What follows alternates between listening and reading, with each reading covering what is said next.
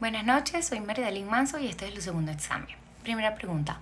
A través de ejemplos explique las dimensiones humanas fundamentales existentes. Las dimensiones del ser humano comprenden todos aquellos ámbitos que se encierran las potencialidades propias de los hombres y mujeres. El desarrollo de dichas potencialidades se traduce en el crecimiento personal integral y completo del ser humano. Dimensión física. Se manifiesta por medio de la atención que se presta al cuidado del cuerpo, tanto por dentro como por fuera, buscando evitar acciones que puedan perjudicarlo. Por ejemplo, de entre los hábitos que se pueden hacer para evitar que la dimensión física sea afectada negativamente están el tener una alimentación saludable, realizar actividades deportivas y visitar a médicos para ver en qué estado se encuentra el cuerpo. Dimensión social. A pesar de que el ser humano, por definición, es un ser individual, también es esencial un ser social debido a que tiene una predisposición por relacionarse con otros seres humanos, generar lazos afectivos e incluso organizarse en sociedades. Por ejemplo, aspectos como el desarrollar lazos afectivos, tener buenas amistades, vivir en una familia sin dinámicas disfuncionales que contribuyó a poder alcanzar el bienestar y la felicidad. La dimensión espiritual está relacionada con su intención de comprender el sentido de su experiencia, por ejemplo, la creación de religiones y supersticiones con el fin de otorgarle una explicación quizás fanática e irracional a lo desconocido. La idea de Dios, los espíritus, fantasmas y encarnaciones solo son unos cuantos ejemplos de la búsqueda del ser humano de aquello que no puede percibir físicamente. Dimensión cognitiva. Tiene predisposición por buscar y alcanzar el conocimiento en distintas áreas. Por ejemplo, conseguir el máximo conocimiento posible con la finalidad de poder predecir lo que sucede en nuestro entorno y de utilizar los nuevos aprendizajes adquiridos para mejorar la supervivencia. La dimensión comunicativa está vinculada con la capacidad que tiene el ser humano de crear sistemas de signos y símbolos a través de los cuales le es posible interactuar con sus semejantes. Por ejemplo, dar una orden, invitar a la reflexión, explicar cómo se debe hacer algo, son actos comunicativos que a su vez se materializan en acciones que cambian el entorno y las acciones de los demás. Dimensión estética. El ser humano está predispuesto para poder apreciar la belleza de aquello que lo rodea y también de reaccionar ante ella. La percepción es algo considerado bello que puede generar emociones y sentimientos que reconocen el valor que tiene algo armónicamente hermoso. Se ve reflejada, por ejemplo, en la creación de obras de arte o de otras manifestaciones artísticas y culturales que buscan reflejar la belleza de la forma, los colores, la textura y demás elementos. La dimensión emocional del ser humano responde a su capacidad de llevar a cabo acciones derivadas de la generación de un estado psicológico que vincula sentimentalmente con una situación en particular. Por ejemplo, reconocer las emociones propias de las personas que están alrededor y en función de ellas tratar de actuar de la misma forma conveniente posible. La dimensión ética, la ética responde a la capacidad del individuo de reconocer las acciones correctas y de buscar la generación del mayor bien posible.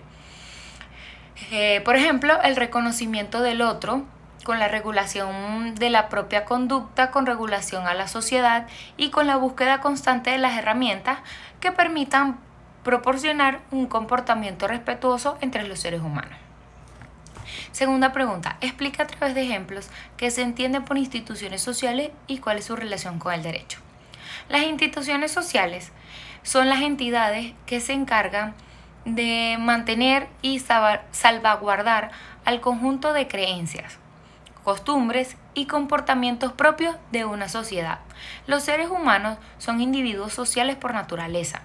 Por ello, desde sus orígenes siempre han buscado reunirse con los semejantes y formar un grupo dentro de los cuales desarrollarse. Estas instituciones satisfacen las necesidades básicas y concretas de la comunidad, transmiten normas y códigos comunes a la mayoría de sus integrantes, regulan y estructuran aspectos fundamentales de la vida social, influyen en el comportamiento y las ideas de sus miembros, imponen pautas de conducta, ayudan a la adaptación de los nuevos tiempos y facilitan los cambios sociales, así como también transmiten la herencia histórica y cultural de un grupo determinado. El sistema de todas las instituciones de una sociedad constituye a una cultura. Uno de los elementos fundamentales de la institución es una determinada configuración de modelos o pautas de comportamiento. El derecho como pauta o modelo de comportamiento corta transversalmente a todas las instituciones sociales, cada una de ellas caracterizadas por principios jurídicos específicos que le dan sistematicidad y autonomía a sus regulaciones, constituyendo a las diversas ramas. Explique los caracteres de las instituciones sociales. En general, las instituciones sociales se caracterizan por ser de origen social, permanecer y durar en el tiempo durante el paso de distintas generaciones, tener símbolos de identificación propios, mantener códigos de comportamiento comunes a todos sus integrantes, poseer una ideología o interés particular que justifica su accionar y su existencia, ser estructura interna definida y jerárquica que reparte el poder de manera asimétrica entre sus miembros, contar con una finalidad que sea reconocida con facilidad por toda la comunidad. Señale a través de ejemplos la clasificación de una de las instituciones sociales. Las instituciones familiares conformadas por hogares, las instituciones educativas, las escuelas, liceos y universidades. Las instituciones religiosas las conforman las iglesias. Las instituciones sanitarias, integradas por los hospitales, bancos de sangre y Cruz Roja. Las instituciones políticas la regulan la conducta del hombre. El centro de la política es el gobierno o el Estado. Las instituciones económicas la conforman el comercio, la banca, los servicios encargados de producir y financiar. Las instituciones recreativas, dentro de ellas se encuentran los estadios, los cines, los teatros y los zoológicos. Explique los siguientes postulados. Vinculación entre el derecho y la sociedad.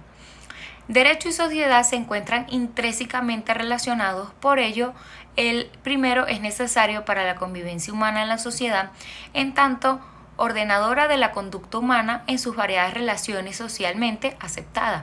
De ahí que los fenómenos sociales exigirán que el derecho en tanto ordenador esté permanente a la par con la realidad social y además sea instrumento de que se valga la sociedad para el cambio y el desarrollo, restándose la consideración de ser meramente un obstáculo para el cambio y el desarrollo. El derecho como fenómeno social, el ser humano presenta dilemas que debemos resolver para sobrevivir y desarrollarse. Para satisfacer sus necesidades, tanto como materiales como espirituales, implica una vida de relación con sus semejantes. Una sociedad históricamente determinada produce constantemente esa vida de relación continuamente, se organiza a sí misma de distintas formas, las cuales dependen de los problemas que los grupos humanos encuentren frente a la naturaleza, así como surgen actividades económicas, políticas, científicas, artísticas, etc., que íntimamente relacionadas unas con otras se convierten en unas instancias autónomas que a su vez determinan en uno u otro sentido la vida social. Una de estas instancias constituye el derecho. El derecho es una ciencia ya que estudia los fenómenos jurídicos por la vía de su análisis racional y su ordenación sistemática, a fin de obtener una comprensión profunda de sus fundamentos, de sus características esenciales y de las relaciones que median entre ellos.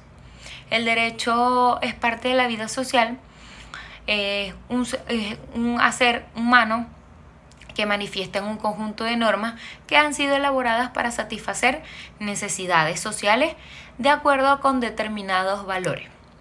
Estas normas regulan el uso de la fuerza para hacer cumplir o castigar su incumplimiento. Estas son impuestas por el poder de un grupo organizado políticamente. El derecho como productor y factor social. El derecho es un producto social que surge de la vida social misma y vive y se ejecuta en la sociedad y su fin se encuentra en ella.